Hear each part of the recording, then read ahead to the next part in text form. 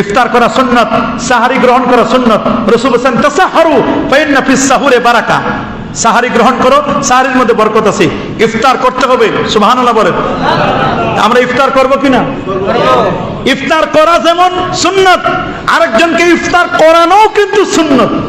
রাসূল বলেছেন মান ফাত্তারা সায়মান, যে ব্যক্তি কোনো রোজাদারকে ইফতার করালো সেজন্য কানাত মাগফিরাতাল লিজুনুবিহি, এটা তার জীবনের গুনাহ মাফের জন্য কারণ হবে।